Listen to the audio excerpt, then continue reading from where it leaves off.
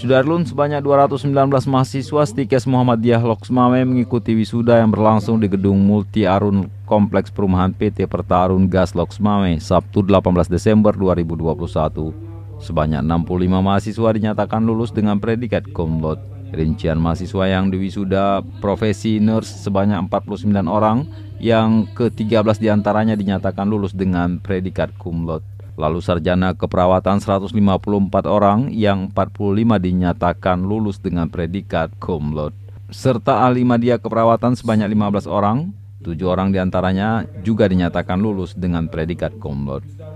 Ketua Stikes Muhammadiyah Loksmawe, Nurse Mursal Eskep Mkep menyebutkan sampai dengan saat ini Stikes Muhammadiyah Loksmawe telah memiliki 2.887 alumni, terdiri dari ahli media keperawatan 716 orang, sarjana keperawatan 1.383 orang, dan profesi nurse sebanyak 787 orang.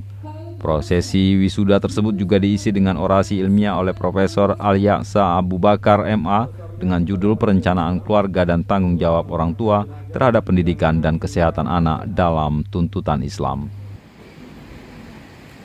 Assalamualaikum warahmatullahi wabarakatuh. Mudah-mudahan dengan sikap dan soft skill yang dimiliki oleh mahasiswa Stikes Loksmawe.